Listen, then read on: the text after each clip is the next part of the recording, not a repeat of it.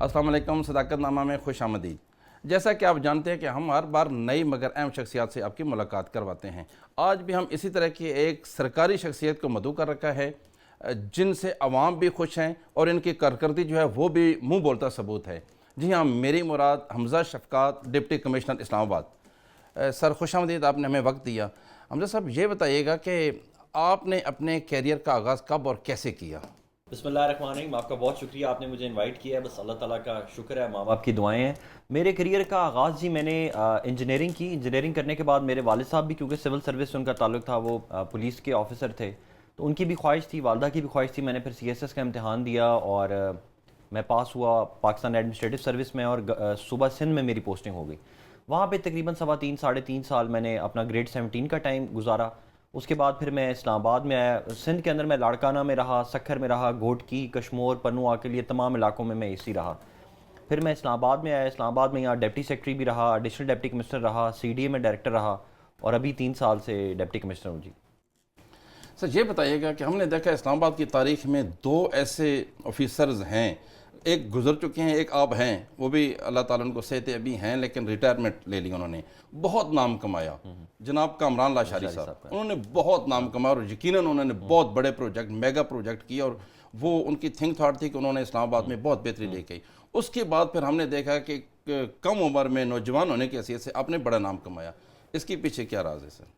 بس یہ اللہ تعالیٰ کے شکر ہے، اللہ تعالیٰ نے پردے ڈالے ہوئے ہیں، ماں باپ کی دعائیں ہیں۔ لاشاری صاحب بڑے زبردست آفیسر تھے۔ ان کے زمانے میں ان کو یہ تھی کہ پرویز مشرف صاحب کا زمانہ تھا، CDA کے کو بڑی امپاورڈ قسم کا زمانہ تھا، بڑا کام کرنے کا موقع بھی ملا۔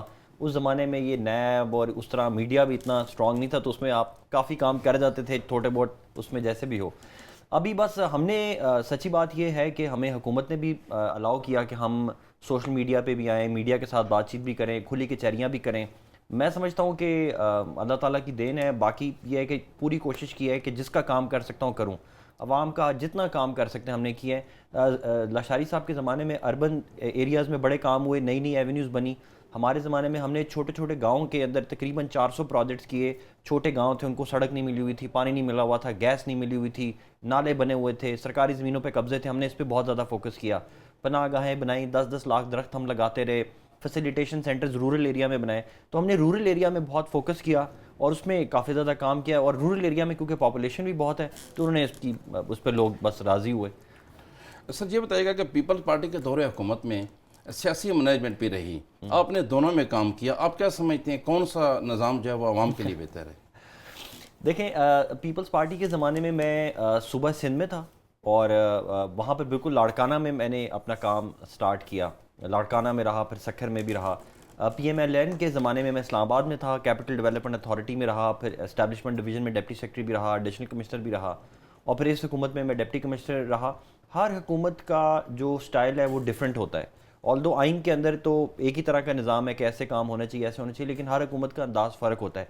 کچھ لوگوں کی پرائرٹی فرق ہوتی ہے، کچھ لوگ ڈیولپمنٹ، کچھ حکومتیں ہوتی ہیں وہ ڈیولپمنٹ پہ بہت زیادہ فوکس کرتی ہیں کہ یار آپ سڑکیں بنائیں، ہاسپٹلس بنائیں، اس طرح کے۔ پریزنٹ حکومت جو تھی یہ سوشل ریفارمز پہ بڑا انہوں نے فوکس کیا، ایجوکیشن کے ریفارمز پہ، بے نظیر انکم سپورٹ پروگرام پہ، پناہ گاہوں پہ، لنگر خانوں پہ، اور ان کی یہ پرائرٹی رہی۔ پیپلز پارٹی کے زمانے میں یہ تھا کہ وہ بہت زیادہ اپنی کانسٹیچوئنسی بیسڈ پہ بہت زیادہ، یعنی کہ ان کے ووٹرز جو چاہتے تھے اس طرح وہ کام کرتے تھے کہ یار ان کے یہ مسائل ہیں، ان کے حل کریں۔ ہر کسی کی اپنی خوبصورتیاں بھی ہیں، ہر کسی کے اپنے اس میں پٹ فالز بھی ہوتے ہیں، لیکن بطور سرکاری ملازم ہماری تو یہی کوشش ہوتی ہے کہ جیسے حکومت ہے، جو حکومت کی پالیسی ہے اس کے مطابق ہم محنت کریں، نیک نیتی سے کام کریں، باقی پھر یہ تو اب حکومتوں کا اپنا کام ہے کہ وہ کیا فیصلہ کرتی ہیں۔ اسلام آباد میں اس وقت سر، اسلام آباد کی حدود میں بلکہ ضلع میں کتنے لنگر خانے چل رہے ہیں؟ اسلام آباد میں اس ٹائم پر بھی جو ہمارے پاس سرکار کی بحیث پہ چل رہے ہیں وہ 10 لنگر خانے چل رہے ہیں، اور اگر ہم پرائیویٹ لنگر خانوں کو ملائیں تو یہ 50 سے اوپر چلے جاتے ہیں۔ اور رمضان کے اندر جو ہمارے سے لوگوں نے دسترخوان کی اجازت لی ہے وہ 100 سے زیادہ لوگوں نے دسترخوان کی اجازت، یعنی کہ بہت زیادہ لوگوں کا رجحان اس طرف ہوا ہے کہ وہ غریب لوگوں کو لنگر دیں۔ اب اس کا اپوزٹ رزلٹ یہ نکلا ہے کہ رمضان کے مہینے میں بہت زیادہ لوگ جو ہے نا وہ ایک طرح سے دوسرے شہروں سے ادھر آ جاتے ہیں، پروفیشنل بیکاری جو آ جاتے ہیں، اور وہ ہمارے لیے بڑا مسئلہ رہتا ہے، ان کو ہم پھر مینج کرتے رہتے ہیں، کبھی گرفتار بھی کرتے ہیں، کبھی دیکھ بھی لیتے ہیں کہ یار یہ اس میں پروفیشنل کون ہے، ان کا ٹھیکیدار کون ہے، تو وہ کارروائی بھی کرتے رہتے ہیں ہم۔ سر یہ بتائیے گا کہ آپ نے خود ہی کہہ دیا گداگری کا، تو اسلام آباد میں گداگری کے خاتمے کے لیے کوئی بڑا اقدام آپ نے کیا؟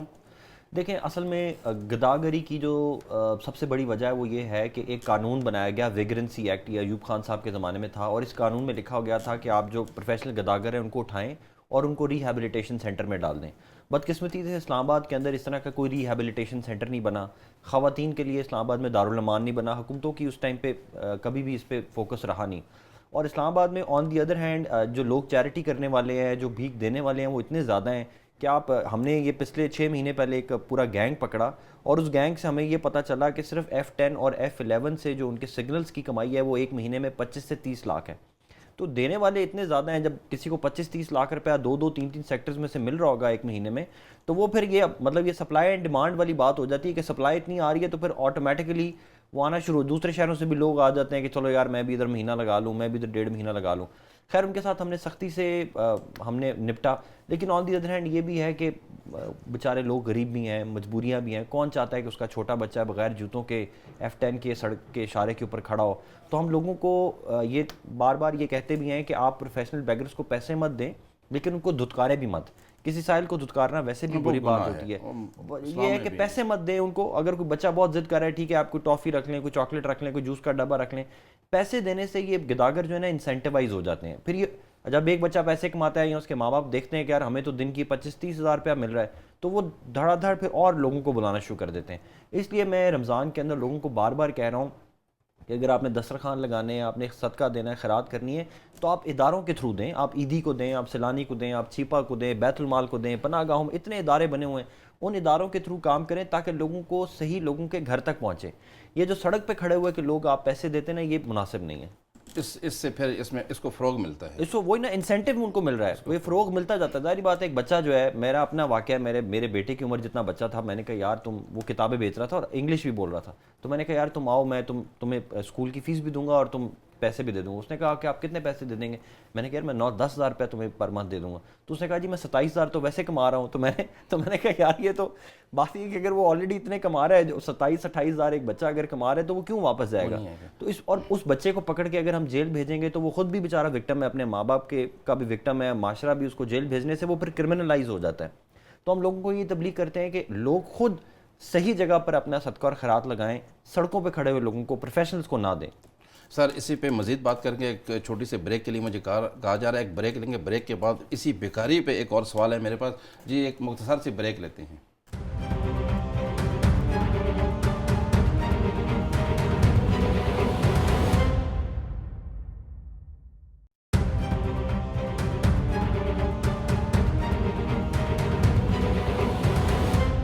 اب بریک کے بعد خوش آمدید۔ حمزہ شفقات صاحب، ہم بات کر رہے تھے گداگری کی، تو اگر ہم مثال دیں، بہت ساری پرائیویٹ ہاؤسنگ پروجیکٹ ہیں جہاں پہ ہم نے دیکھا لائک جیسے بحریہ ٹاؤن ہے، DHA، اس طرح کے جو ہاؤسنگ پروجیکٹ ہیں وہ الاؤ نہیں کرتے، وہاں پہ ہم نے گداگر نہیں دیکھے اور وہ لوگ بڑے سکون سے رہ رہے ہیں، جبکہ اس کی نسبت اسلام آباد جو ہمارا کیپٹل ہے، دارالخلافہ ہے، اور یہاں پہ تو وسائل بھی آپ کے پاس زیادہ ہیں، تو ان کا تو بالکل کلا کما ہونا چاہیے۔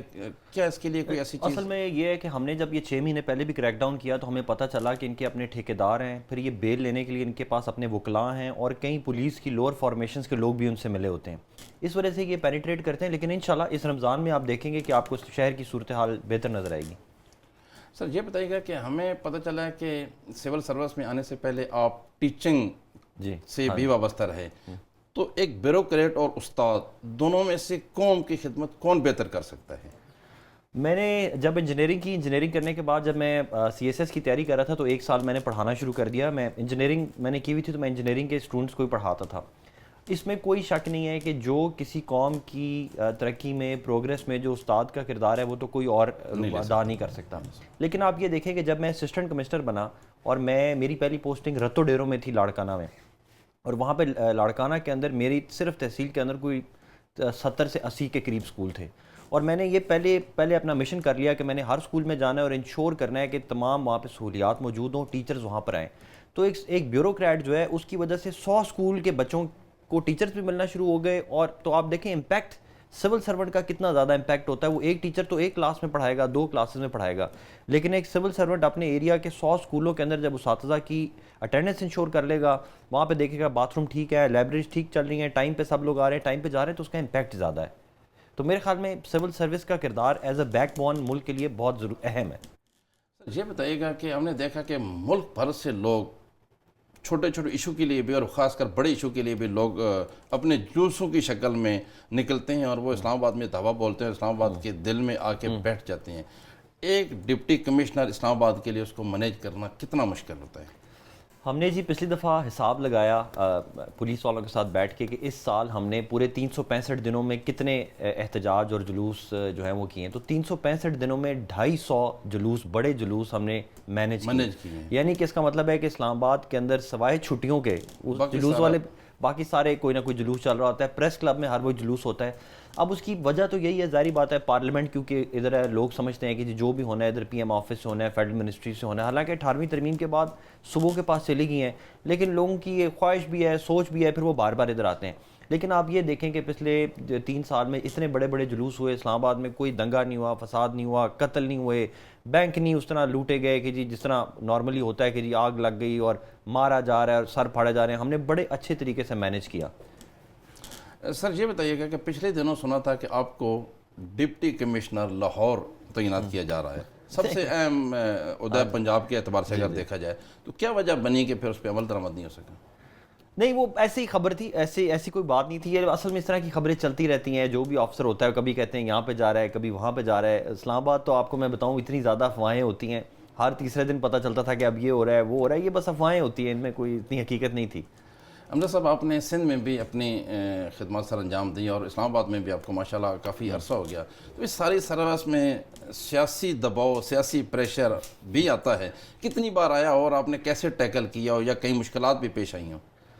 اچھا, اس میں جو میرا تجزیہ وہ یہ ہے کہ اگر آپ اپنی پوسٹنگ سیاسی طور پہ کرائیں گے نا, اگر آپ وایا کوئی میڈیا آپ اپنی پوسٹنگ کراتے ہیں, پھر آپ پہ پریشر بڑھ جاتا ہے. اگر آپ روٹین میں اپنی پوسٹنگز آپ کی آ رہی ہیں, جا رہی ہیں, میرٹ کے اوپر آپ لگ رہے ہیں, تو پھر اتنا زیادہ آپ کے اوپر پریشر نہیں آتا. ٹھیک ہے, پریشر آتا ہے, پھر پریشر کو ڈیل کرنے کے طریقہ کار ہیں. اور اسلام آباد کے اندر تو آپ اس لیے بھی نہیں پریشرائز کر سکتے کسی کو, کیونکہ یہاں پر ڈپٹی کمشنر سیدھا پی ایم آفس کو بھی رپورٹ کر رہا ہوتا ہے. تو یہاں پر اس طرح کی سیاسی پریشر نہیں آتا ہے جیسے فار ایگزامپل کوئی جیلم یا چکوال یا سکھر کے اندر جس طرح کے پریشرز آتے تھے, اس طرح کے اسلام آباد میں نہیں ہے. کیونکہ پی ایم خود دیکھ رہے ہوتے ہیں, پی ایم کی ڈائریکشنز ہوتی ہیں, تو MNAs, MPAs باقی اتنے زیادہ وہ نہیں کرتے. باقی یہ ہے کہ یہ ہماری نوکری کا حصہ ہے. ہر بندے کے لیے پریشرز بھی ہوتے ہیں, میڈیا کے لیے بھی پریشرز ہیں, وکلاء کے لیے بھی پریشرز ہیں, عدالتوں کے اوپر بھی پریشرز آ جاتے ہیں. اب یہ تو آفیسر پہ ہے کہ وہ کتنا پریشر لیتا ہے اور کیسے کام کرتا ہے. کم عرصے میں, چھوٹی عمر میں زیادہ عہدوں پر آپ فیض رہے, جس میں اسٹیبلشمنٹ ڈویژن بھی ہے, ڈپٹی کمشنر اسلام آباد ہے, ڈائریکٹر سی ڈی ہے, مختلف عہدوں پہ کام. سب سے زیادہ کام کر کے کس میں آپ کو اچھا لگا کہ آپ نے زیادہ خدمت کر لی ہے؟ میں نے تو پوری کوشش کیا کہ ہر عہدے پہ پوری اپنی جان لگاؤں, لیکن بطور ڈپٹی کمشنر جو کرونا کا کرائسس آیا ہے, اس میں اللہ تعالیٰ نے میرے سے بہت کام لیا ہے. میں یقین مانے, میرے اپنے ایک آفیسر تھے, ان کی ڈیتھ بھی ہوئی اور ہم پوری فیملی کو 2 دفعہ کرونا ہوا. لیکن اس میں لٹرلی ہم نے اپنی جان ہتھیلی پہ رکھ کے کام کیا. شروع میں جب وہ فلائٹس آتی تھیں, فلائٹس کو ریسیو کرنا, پھر کوارنٹین سینٹرز بنانا, ان سینٹرز پہ ڈیوٹی دینا, پھر ان کو کھانے پہنچانا, جہاں پہ کرونا پھیل رہا ہے اس علاقے کو جا کے لاک ڈاؤن کرنا, پھر وہاں پہ میڈیا کو بریف کرنا. اتنا ہم نے کام کیا. بس اللہ تعالیٰ کی ذات نے کرونا میں ہم سے بہت کام کیا, اور اس کا فائدہ یہ ہوا کہ اسلام آباد میں جو یہ فوتگی کا ریشو ہے, موٹیلٹی کا جو ریشو ہے, وہ 0.8% سے بھی کم ہے. یعنی کہ اگر 100 لوگوں کو کرونا ہوا تو ان میں سے 0.8 سے کم لوگوں کی ڈیتھ ہوئی. تو وہ اللہ کا شکر ہے کہ میرا خیال ہے کہ کرونا میں نے ایز ڈی سی بہت کام کیا تھا. سر, اس وقت جب ہم گفتگو کر رہے ہیں تو اب جو ہے اسلام آباد کی اگر بات کی جائے تو کرونا کی کیا سچویشن ہے اس وقت, آپ کیا سمجھتے ہیں؟ اس ٹائم پہ اسلام آباد میں جو کرونا کا پازیٹیوٹی ریشو ہے, یعنی کہ جتنے لوگ ہم ٹیسٹ کرتے ہیں ان میں سے 1% سے بھی کم لوگ ہیں جن میں کرونا پازیٹیو آ رہا ہے. کل بھی کوئی صرف 10 لوگ تھے جن کو کرونا پازیٹیو آیا. 2 دن پہلے صرف 3000 لوگوں کو ٹیسٹ کیا تو صرف 3 لوگ پازیٹیو آئے. تو آلموسٹ آپ سمجھ لیں کہ کرونا اسلام آباد میں ختم ہو چکا ہوا ہے. این سی او سی بھی ختم ہو چکی ہوئی ہے. میرے خیال میں اب کیونکہ اسلام آباد میں ویکسینیشن ہم 95% پر لے گئے ہیں, تو اب کرونا ہمارے لیے کوئی مسئلہ کریٹ نہیں کرے گا اگلے چند مہینوں میں. حمزہ شفقات صاحب, ہم نے دیکھا کہ اسلام آباد کی تاریخ میں آپ پہلے ڈپٹی کمشنر ہیں جو سوشل میڈیا پر بہت زیادہ ایکٹیو ہیں, اور ہر کسی کو آپ جواب بھی دے رہے ہوتے ہیں, اور ہر کسی کو پراپر آپ جو ہے نا ٹیکل کر رہے ہوتے ہیں. تو آپ اپنا اکاؤنٹ خود چلاتے ہیں یا جو آپ کے ماتحت اہلکار ہیں ان کے ذریعے چلواتے ہیں؟ اصل میں جو ٹویٹر پہ اکاؤنٹ ہے میرا پرسنل, وہ میں خود چلاتا ہوں. جو ٹویٹر پہ آفیشیل اکاؤنٹ ہے وہ ہمارے آفس کے کوئی آفیسر چلا لیتے ہیں. فیس بک جو ہے وہ ہمارے آفس میں ایک کلرک ہیں, انہی کی ٹریننگ کی ہے. ہماری کوئی سوشل میڈیا ٹیم نہیں ہے, بس اسی طرح کچھ والنٹیئرز ہیں, کچھ دفتر کے سٹاف کو ٹرین کیا وہ چلاتے ہیں. لیکن ٹویٹر پہ جو پرسنل اکاؤنٹ ہے وہ میں خود چلاتا ہوں. ماحولیاتی تبدیلی سے اسلام آباد کو بچانے کے لیے کیا اقدامات ضلعی انتظامیہ کی طرف سے کی جا رہے ہیں؟ دیکھیں جی, اسلام آباد کے اندر جتنا کلائمیٹ کے چینج کو بچانے کے لیے ہم نے کام کیا, میں سمجھتا ہوں کہ پورے پاکستان میں اتنا کام نہیں ہوگا. ایک تو ہم نے سالانہ 10 لاکھ درخت لگانے شروع کیے اور بڑا کامیاب ہمارا پروجیکٹ رہا. ہم نے 50 لاکھ سیڈ بالز بنا کے ہیلی کاپٹر کے تھرو پورے مارکلا کے پہاڑیوں پہ پھینکے. ہم نے 20,000 کنال فارسٹ کی لینڈ اسلام آباد میں ریکور کرائی. ہم نے پلاسٹک بیگز کو بین کیا اور وہ کافی حد تک 60 سے 70%, میں سمجھتا ہوں شاید اس سے بھی زیادہ, ہم نے پلاسٹک بیگز کو کنٹرول کیا. اینٹوں کے بھٹے ہم نے بند کیے, کالا دھواں چھوڑنے والی گاڑیوں کو بند کیا, دریاؤں کو پروٹیکٹ کرنا شروع کیا, دریاؤں کے اندر جو سیوریج جا رہا تھا اس کو ہم نے روکا. مطلب وہ ہم نے لاتعداد ایک نان سٹاپ ہم نے ایک سیریز آف ایونٹس ہے جو کرنا شروع کی. پھر environmental protection agency wildlife والوں کے ساتھ مل کے کوئی 100-150 چھاپے ہم ہر 3-4 مہینے میں ڈالتے ہیں. کوئی اگر پیٹرول پمپ ہے وہ اپنا گند پھینک رہا تھا, کوئی شادی ہال ہے وہ کھانے کا سامان ضائع کر رہا تھا, ہر کسی کو ہم نے چیک کیا. تو میرے خیال سے ہم نے کافی حد تک اسلام آباد میں بہتری کی ہے. اور اب ہم لوگوں سے ایکسپیکٹ کرتے ہیں کہ ہر انسان یہ اب موسم آیا ہوا ہے تو ہر بشر جو ہے وہ کم از کم 2 شجر ضرور لگائے. یہ ہماری کیمپین ابھی چل رہی ہے کہ ہر بندہ اپنے نام پہ, اپنے بچوں کے نام پر 2 درخت ضرور لگائے. اپنے گھر میں, اپنے ارد گرد جہاں بھی موقع ملے وہ درخت ضرور لگائے. ہم نے دیکھا سر, شہر اقتدار میں جو گاڑیوں کے فینسی نمبر ہیں وہ بہت زیادہ ہیں. ان کی روک تھام کے لیے آپ نے کیا اقدامات کیا, اور ان میں کہیں کوئی جو 2 نمبر گاڑیاں ہوتی ہیں یا جو بغیر کسٹم کی ہوتی ہیں وہ بھی استعمال ہو جاتی ہیں, تو اس کی روک تھام کے لیے آپ نے کوئی ابھی ہم نے پولیس والوں کے ساتھ مل کے صرف پچھلے مہینے میں 46 چوری کی گاڑیاں پکڑی, نان کسٹم بیڈ پکڑ کے ہم نے بند کرائیں. اس سے پہلے مہینے میں ہم نے 26 گاڑیاں بند کروائیں. اس کا طریقہ کار ہم نے یہ رکھا کہ پہلی دفعہ ایکسائز ڈپارٹمنٹ کو ہم نے کمپیوٹرائز کر دیا. اب جس نے بھی اپنی گاڑی بیچنی ہے اس کو انگوٹھا اپنا لگانا پڑے گا, نادرا کا سرٹیفکیٹ اس کو چاہیے ہوگا, اس کے بغیر اس کی ٹرانسفر نہیں ہو سکتی. دوسرا جو گاڑیوں کا یہ جو نمبر پلیٹس کا ہے یہ ہم نے FWO کے ساتھ معاہدہ کر لیا ہوا ہے. اب FWO کے موٹر وے کے اندر بھی کوئی گاڑی اس طرح کی جاتی ہے وہ روک کے ہمیں فوری طور پہ بتا دیتے ہیں, اور اگر کسی نے ایم ٹیگ لگانا ہے تو ہمارے ایکسائز کے دفتر سے بھی ایم ٹیگ لگوا سکتا ہے. تو اس پہ مزید کام جاری ہے انشاءاللہ. یہ مزید کام ابھی بھی کافی, صرف 5-6% گاڑیاں اس طرح کی ہوں گی, اور مزید اگلے 3-4 مہینے میں آپ دیکھیں گے کہ 1% سے کم رہ جائے گا یہ کام. یہ جو فینسی نمبر پلیٹس والی ہیں یہ آپ کہتے ہیں کہ یہ کم ہو جائیں گی؟ یہ کم ہو جائے گی. فینسی نمبر پلیٹس دیکھیں یہ ہم نے اس لیے بھی بند کیے ہیں کہ ہمارا سیف سٹی کے جو کیمراز ہیں ان کے اندر فینسی نمبر پلیٹ جو ہے وہ ڈیٹیکٹ نہیں ہوتی. ہمارے خاص سٹائل کی جو نمبر پلیٹ ہے وہ ڈیٹیکٹ ہوتی ہے اور وہ ہمیں پورا پتہ چل جاتا ہے یہ گاڑی کہاں کہاں گھومتی ہے. تو اس طرح کی جو فینسی نمبر پلیٹس والی گاڑیاں ان کو ہم نوٹسز بھی نکال رہے ہیں, راستے میں کھڑے کر کے چیکنگ کر کے بند بھی کر رہے ہیں, اور جب یہ موٹر وے پہ بھی جاتی ہیں تو FWO والوں کے ساتھ مل کے بھی ہم ان کو بند کر رہے ہیں. اسلام آباد میں اگر ناکوں کو دیکھا جائے تو آپ نے کافی حد تک کم کی ہیں. آپ CCTV فوٹیج سے سر کام لے رہے ہیں یا کیسے پھر مینیج کر رہے ہیں؟ ہاں جی, ناکے جو ہیں وہ اس کا جو ڈیٹا ہے وہ یہ ہے کہ جہاں جہاں بھی ہم ناکے لگاتے ہیں اس کا اپیرنٹلی لوگ سمجھتے ہیں کہ ناکے لگنے سے شہر میں کرائم کم ہوتا ہے. ایسی بات نہیں ہے. جب ناکہ لگ جاتا ہے لوگ جو ٹیررسٹ ہیں یا چور ہے اس کو پتہ ہے کہ یہاں پہ وہ ساتھ والے راستے سے نکل جائے گا. ہم نے اسلام آباد کے اندر جو نئی چیز متعارف کرائی ہے وہ ہے سنیپ چیکنگ, کہ گاڑیاں پولیس والی گاڑیاں ایک دم آئیں, ایک جگہ پہ ناکہ لگائیں, وہ سنیپ چیکنگ کریں, دیکھیں, وہاں سے وہ چلی جائیں, پھر کہیں اور جائیں. دوسرا جو کیمراز تھے 400 سے 500 کیمرہ خراب تھا, ابھی الحمدللہ 1800 سے زائد کیمراز اسلام آباد میں سیف سٹی میں کام کر رہے ہیں. اس پروجیکٹ کو ایکسپینڈ کرنے کے لیے نیا پروجیکٹ بنایا جا رہا ہے. امید ہے کہ بہت جلد اسلام آباد کے اندر یہ 1800 سے یہ کم از کم 3 سے 4 ہزار کیمراز اسلام آباد میں فنکشن ہوں گے, اور پھر اس کے بعد ہمیں ضرورت نہیں ہوگی کہ ہم پولیس کے تھرو گراؤنڈ کے اوپر موجود بھی رہیں. سر یہ بتائیے گا کہ اسلام آباد میں سیاسی پارہ بہت ہائی ہے, پورے ملک سے لوگ آ رہے ہیں, یہاں پہ اجتماعات بھی ہو رہے ہیں, بہت ساری سیاسی سرگرمیاں بھی جاری ہیں, تو آپ جو ہے ان میں بھی آپ ہم نے دیکھا ہے کہ پیش ہوتے ہیں, ہر چیز کو آپ دیکھ رہے ہیں, تو آپ کے جو روٹین کے کام ہیں, جو ڈپٹی کمشنر کے جو اصل کام ہوتے ہیں, وہ پھر آپ کیسے مینیج کرتے ہیں؟ وہ کام سفر ہوتا ہے لا اینڈ آرڈر کا, جو کیونکہ لا اینڈ آرڈر ایک ایسی چیز ہے کہ وہ پورے ملک اور پوری حکومت کے لیے اور پورے شہر کے امن و امان کے لیے وہ بڑا خطرناک چیز ہوتی ہے.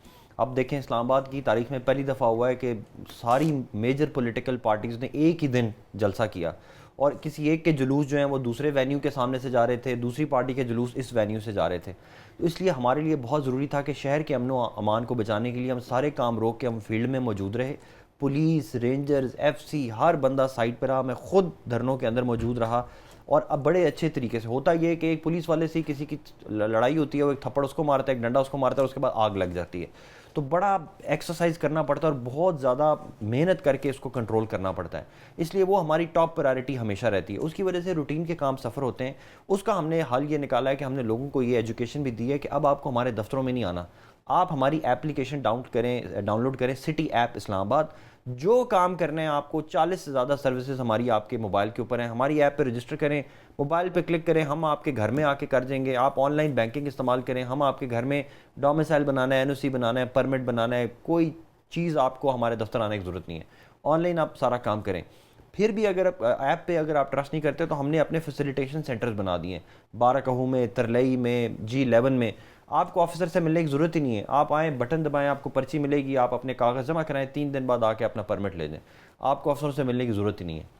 حمزہ شفقت صاحب, فشریز کا جو عہدہ ہے وہ بھی چارج آپ کے پاس ہے.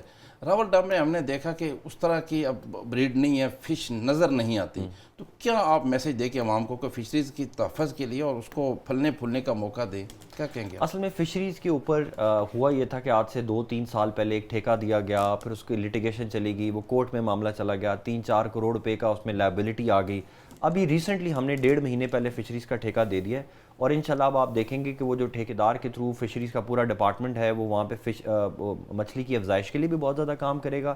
اور جو ریور بینک ہے, جو ہمارے راول لیک کے ارد گرد کی انکروچمنٹس ہیں ان کو بھی ختم کر رہے ہیں, جو لوگ ادھر گندا پانی ڈال رہے ہیں ان کو بھی نکال رہے ہیں. اور وہاں پر ہم نے راول ڈیم کے ارد گرد CDA کی مدد سے ویٹ لینڈز بنا دیے ہیں تاکہ وہ جو گندا پانی ہے وہ صاف ستھرا ہو کے ڈیم میں جائے.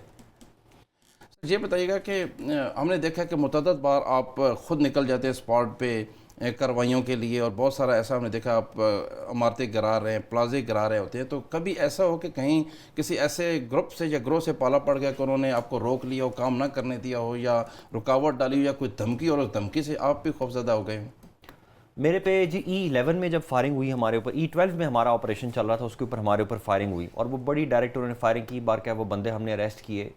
اس کے بعد ہمیں بارہ میں ایک ہمارا آپریشن تھا راول ڈیم کی ہی دریا کے اوپر, اس کے اوپر ان لوگوں نے بڑی فائرنگ کی اور انہوں نے کہا کہ ہم تمہارے گھر میں آ کے تمہیں نہیں چھوڑیں گے, قتل کی دھمکیاں بھی انہوں نے دیں. لیکن اللہ کی ذات بڑی ہے. باقی یہ ہے کہ ڈپٹی کمشنر کو سیکیورٹی بھی حکومت دیتی ہے, تو اللہ کا شکر ہے ایسا کوئی واقعہ نہیں ہوا. دوسرا یہ ہے کہ میں نے اپنے سینئر سے بھی سیکھا ہے, اور سول سروس کا بھی یہ کہ اگر آپ اپنی زبان کو کنٹرول میں رکھیں نا تو لوگ پھر آپ سے اتنی جانی دشمنی نہیں کرتے. تو ہم نے لوگوں کی بلڈنگز بھی گرائی ہیں, لیکن اتنی میٹھے انداز میں بات کی ہے کہ لوگوں سے لڑائی نہیں ہوئی ہماری.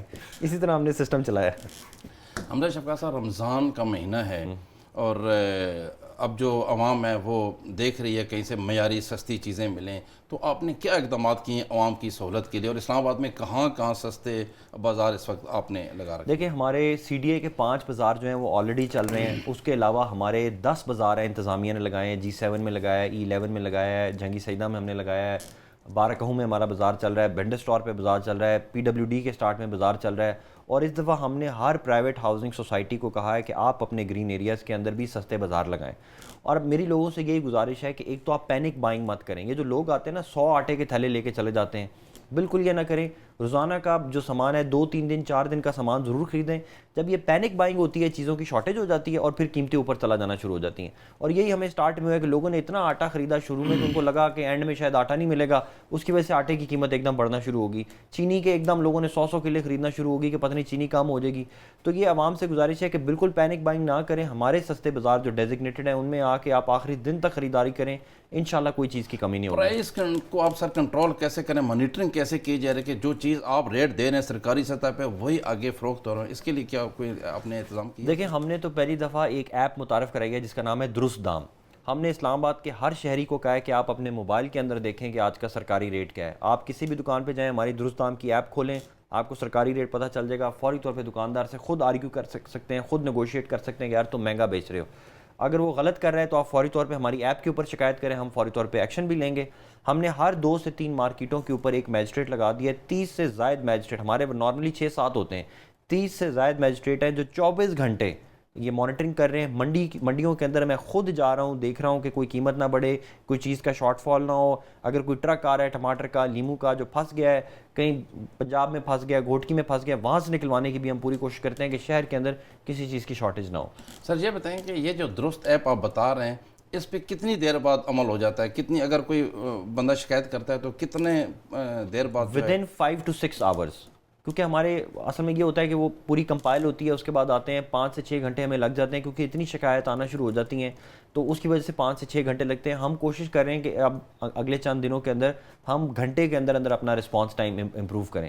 لیکن یہ ہے کہ اگر آپ ہمارے نمبرز پہ بھی کال کر سکتے ہیں، آپ فوری طور پہ پی ایم پورٹل پہ بھی ڈال سکتے ہیں. یہ میں ایشور کرتا ہوں کہ ایکشن ضرور ہوگا، شاید ریسورسز کی وجہ سے تھوڑا ڈیلے ہو جائے لیکن ایکشن ضرور ہوگا. سر میرا آخری سوال ہے آپ سے کہ ہم نے دیکھا متعدد شاپ سے بڑے جو اسٹور ان پہ ڈی سی کاؤنٹر ایک بنا ہوتا ہے، اس کا بیسک مقصد کیا ہوتا ہے سر؟ بیسیکلی جو اشیاء خرد و نوش ہیں نا، ان کی بہت ساری کوالٹیز ہوتی ہیں. جیسے دال ہے، اب دال کی 3 کوالٹیز ہیں. ایک جو ہے وہ پریمیم کوالٹی ہوتی ہے، برانڈڈ ہوتی ہے، امپورٹڈ مال ہوتا ہے. اس طرح جو شوگر ہے، شوگر کی بھی کئی کوالٹیز ہوتی ہیں. لیکن جو سرکاری چیزیں ہیں جیسے پھل ہیں، سبزیاں ہیں، سرکاری آٹا، سرکاری چینی، اس کے لیے ہم نے ہر مال میں کہا ہوا ہے کہ آپ ڈی سی کا ایک کاؤنٹر اسٹیبلش کر دیں اور وہاں پر وہ اشیاء رکھ لیں. ہاں اگر کوئی اپنی مرضی سے، کوئی بندہ بہت امیر ہے، وہ کہتا ہے جی میں ایسی چینی لینا چاہتا ہوں جس کے اندر 1% بھی وہ نان شوگری کانٹینٹ نہ ہو، تو وہ ٹھیک ہے اپنی مہنگی لے لے. لیکن جو سرکاری ریٹ کی سرکاری چیزیں وہ کم از کم اپنی کاؤنٹر پہ ضرور موجود ہوں. حمزہ شفقات صاحب ٹائم دینے کا بہت شکریہ، آپ نے صداقت نامہ کے لیے وقت نکالا.